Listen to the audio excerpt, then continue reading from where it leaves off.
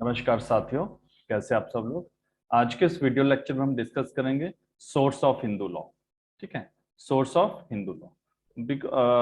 Hindu marriage act start करने से पहले हम इसके सोर्स के बारे में डिस्कस करेंगे कि हिंदू मैरिज एक्ट का ओरिजिन कहाँ से हुआ, उसके सोर्स क्या थे। आफ्टर दैट हम हिंदू मैरिज एक्ट डिस्कस करेंगे। देन आप बने रहिए हिमालयन जुडिशियल कोचिंग इंस्टीट्यूट के साथ। एंड जो चैनल पे नए हैं वो प्लीज चैनल को सब्सक्राइब कर दीजिएगा। जिन्होंने ऑलरेडी कर रखा है वो लाइक शेयर और कमेंट जरूर कीजिएगा। हिंदू मैरिज एक्ट स्टार्ट करने से पहले आपको सोर्स के बारे में पता होना चाहिए कि 1956 से पहले हिंदू मैरिज एक्ट जब नहीं था तो क्या एप्लीकेबल होता था। तो in that case Hindu law Hindu law that is Hindu law is said to be divine origin. Divine origin कहा जाता है इसको। One theory suggest that it is derived from Vedas. ठीक है, तो एक तरह से बोला जाता है कि वेदास से, while western jurist believe that Hindu law is based on ancient custom, because ये कस्टम के ऊपर depend, personal law of Hindu है। According to our Dharmashastras Hindu law is a sacrosanct, inviolable and immutable. देखो, आपको प्रीलिम्स में इससे काफी क्वेश्चन आते हैं, समटाइम आपको मेंस में भी क्वेश्चन आता है सोर्स ऑफ हिंदू लॉ। इस पे भी क्वेश्चन बन जाता है आपको मेंस में, तो आपको ये पता होना चाहिए हिंदू लॉ के रिगार्डिंग। ठीक है, according to Mayne Hindu law is the law of Smriti as expounded in the commentaries and digest. देखो, अकॉर्डिंग टू धर्मशास्त्र क्या बोल रहे हैं कि they are sacrosanct etcetera, and Mayne क्या बोल रहा है, law of Smriti expounded in commentaries and digest which are modified and supplementary by custom. Custom की बात फिर से आ गई। ठीक है, these are the source of Hindu law. अगर आपको क्वेश्चन आ जाता है मान लो मेंस के लिए, तो आप इन सोर्स को आप डिस्कस कर सकते हैं। Shrutis, Smritis, commentaries and digest, judicial decision, legislation, justice, equity and good conscience and custom. ठीक है, एंड समटाइम आपको कस्टम के ऊपर ही क्वेश्चन बन जाता है यहाँ पे, तो आपको कस्टम के ऊपर क्वेश्चन बनना है। तो what is one by one हम इनको डिस्कस करेंगे यहाँ पे। The term Shruti is derived from the word ahara, which means to hear, which means to hear. It is considered to be primary and paramount source of Hindu law. It is believed that words of deity were revealed to sage. ठीक है, तो ये आपको थोड़ा सा prelim purpose से आपको note down करना है यहाँ पे। ठीक है, श्रुतिस, फोर वेदा, इसमें आगे डिवाइड कर दिया है। ठीक है, इस तरह से फोर वेदा उपनिषद में, तो फोर वेदा आपको पता है, फोर वेदा कौन कौन से, Rigveda, Yajurveda, Samaveda, Atharvaveda. After that smriti. Smriti means what was remembered, मतलब जो आपको याद रहा। ठीक है, it is to recollection of rishis containing principle of Hindu law which were handed down to successive generation. मतलब जनरेशन टू जनरेशन जब कोई चीज एप्लीकेबल होती है स्मृति, तो स्मृतिज क्लासिफाइड इनटू प्राइमरी और सेकेंडरी स्मृतिज। इनको दो तरह से बांटा गया स्मृतिज को, आप नोट डाउन करते जाइएगा। स्मृतिज को वन साइड, इस side, second side, Dharmashastra and Dharmashastras. ठीक है, तो then primary smriti classified into two, Dharmashastra and Dharmashastra. Dharmashastra are prose in style and Dharmashastra poetry in style. तो पोइट्री और प्रोज के अकॉर्डिंग इनको डिवाइड किया गया। Principal author of Dharmashastra are, ये प्रिंसिपल ऑथर है, इसे आप इनको नोट डाउन कर दीजिएगा, सम टाइप क्वेश्चन आ जाता है। And principal author of Dharmashastra आज Manu, Yajnavalkya, Narada, Vishnu etcetera. Then third आपका आ गया कमेंट्रीज एंड डाइजेस्ट। ठीक है, commentary and digest are record of custom. जो कस्टम का रिकॉर्ड है, कोई कस्टम चल रहा है पुराने टाइम से कस्टम, जो उसका कोई रिकॉर्ड है, contain in Smriti, they interpreted, explained and modified the custom contained in Samriti. While interpreting the law contained in Samriti, they also introduced change to bring them in conformity with the practice of current day. देखो 1956 से पहले Hindu marriage act तो नहीं था, तो according to हमारे custom के according ही हमारा पर्सनल लॉ एप्लीकेबल होता है। तो in that case principal commentaries are Dayabhaga by ये मिताक्षरा।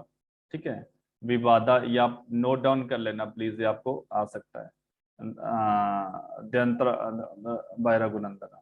मिताक्षर देवा a very highly acceptable authority. तो इन चार में से सबसे ज्यादा एक्सेप्टेबल कौन सा है? दयाभागा। और तो मिताक्षर दयाभागा को बहुत ज्यादा इसको जो प्रेवलेंट है, जिसको एक्सेप्ट किया गया सोसाइटी के अंदर।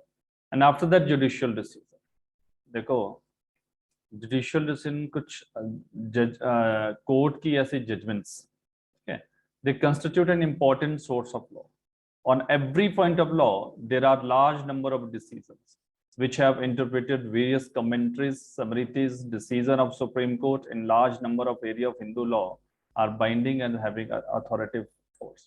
तो obviously अगर मान लो suppose sometime क्या होता है कि हमारा जो law होता है वो वेग होता है, स्कैंटी होता है उतना, ठीक है, sometime किसी point पे clear नहीं होता है तो वहाँ पे judicial interpretation करता है और they are very effective और वो binding है all over India. Legislation is an important source of Hindu law. Legislation मतलब law बनाया पार्लियामेंट में. They have largely reformed, altered and supplemental amended the old Hindu laws. They have also tried to bring uniformity throughout the country in application of practice of Hindu law. तो major legislation जो Hindu law के अंदर जो parliament में law बनाए गए, तो ये आपका मेजर 7 लेजिस्लेशन है यहाँ पे। इंडियन सक्सेशन एक्ट जो आपसे आपके हिंदू लॉ से रिलेटेड है, ठीक है। आपका Hindu women's right to property act 1937 में, आपका स्पेशल मैरिज एक्ट 1954 में आया। हिंदू मैरिज एक्ट सीक्वेंस में यहाँ पे आप देख सकते हो, Hindu marriage act 1955, Hindu majority and minority and guardianship act 1956, and Hindu Succession Act 1956 and Hindu Adoption and Maintenance Act 1956। तो ये सारे एक्ट आपसे रिलेटेड है, पर्सनल लॉ से रिलेटेड है, हिंदू लॉ से, ठीक है। तो देन जिसमें से हम बेरेक्ट रिवीजन में हम हिंदू मैरिज एक्ट अच्छे से डिस्कस करेंगे, माइनॉरिटी और गार्डियनशिप एक्ट भी करेंगे, सक्सेशन भी करेंगे और आपका अडॉप्शन और मेंटेनेंस एक्ट भी करेंगे, ठीक है। Then equity justice and good conscience. Sometime क्या होता है हमारा लॉ जो है वो थोड़ा सा क्लियर नहीं होता है, तो उस time of equity just in good conscience is regular, because ये इंग्लिश लॉ का है, तो regarded as important source of law in case of conflict between two sources. In case of conflict between rules of Samriti and commentaries, the conflict is resolved by the application of principle equity, justice and good conscience.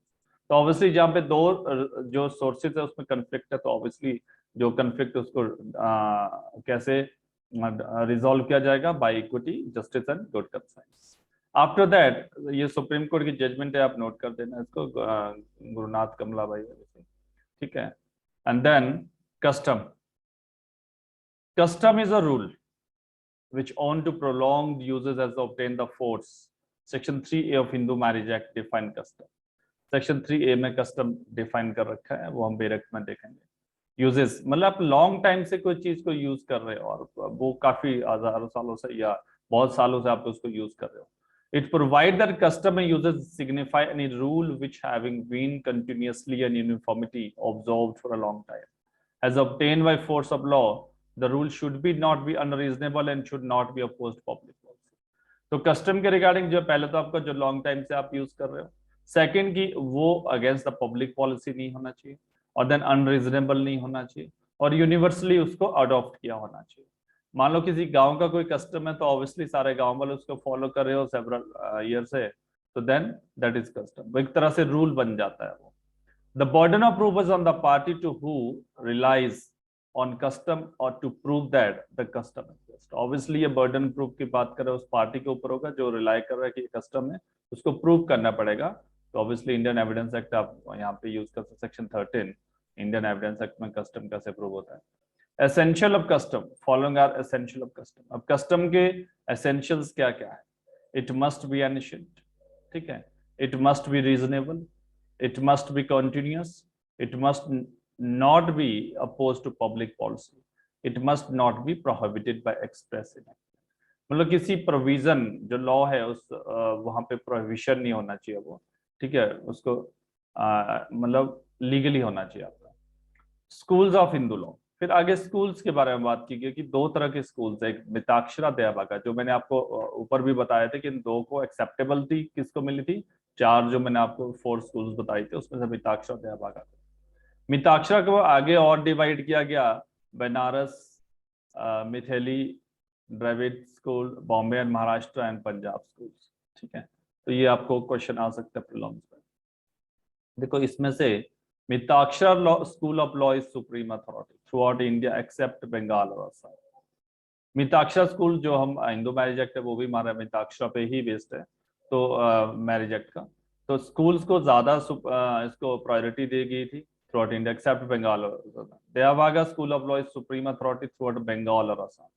तो बंगाल और असम पूरे और पूरा India के जितने भी territory है आपका एरिया उसमें मिताक्षरा, बट ओनली बंगाल और असम में आपका देवागा school. In respect of those questions which are not in conflict with Devaga school, the Mitakshara school regarded the supreme authority even in the Bengal or Assam. Obviously फिर भी आपका मिताक्षरा है, अगर कोई उसमें प्रिवलेंट करेगी वहां पे बंगाल और असम में भी वही प्रिवलेंट करेगी। Mitaksha is a commentary on the code of the Yajnaval and was written by Vijaneshwara। तो ये याद रखना, यहाँ पे MCQs आपको बन जाता है, ठीक है, प्रीलिम्स में। Devaga just digest of the code and was written by Jimatawama, ठीक है। तो then Mitakshara is a commentary, clear होगा, ये डाइजेस्ट है। तो देन ये इनके जो ऑथर है वो आप नोट डाउन कर लेना कौन कौन से ऑथर है इनके, जो ताकि आपको हेल्प हो जाए प्रीलिम्स में। Then what is the silent feature, तो इन दोनों के साइलेंट फीचर क्या क्या है यहाँ पे, तो एक बार हम नजर डाल लेते हैं। Silent feature of Mitakshara school, son has an interest in ancestral properties. देखो मिताक्षरा स्कूल में जो सन होता है उसका एंसेस्ट्रल प्रॉपर्टी पे बर्थ ही राइट हो जाता है, जो कोपार्सन एक्सेप्ट होता है। He is coparcener in the property along with his father. After commencement of Hindu succession act 2005, daughter is also considered to be co-parsoner and has a right in co-parson property from that। देखो 2005 में जो amendment हुआ 99/2005 में, before that daughter is not a co-parsoner, तो she was not a co-parsoner। After that उसको add किया गया as a co-parsoner section by बच्चों सेक्शन 3 क्लॉज 1।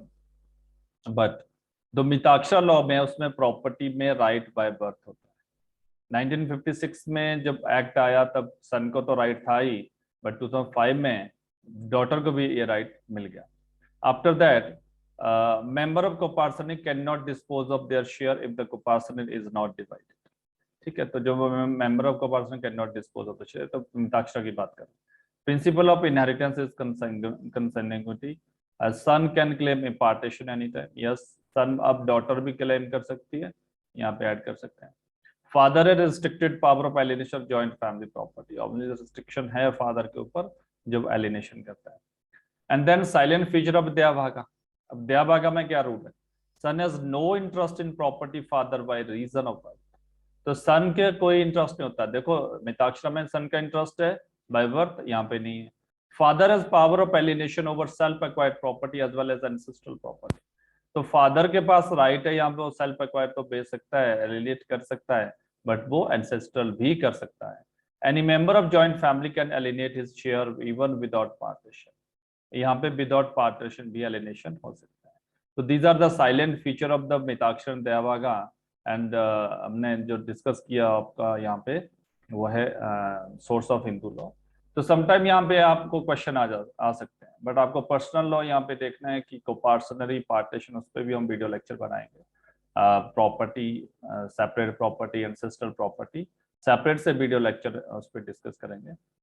आफ्टर दैट हम जो नेक्स्ट वीडियो लेक्चर अभी हमारा रहेगा वो है हिंदू मैरिज एक्ट पे। अभी तो डायरेक्ट रिवीजन पे ही बनेगा, ठीक है। धन्यवाद।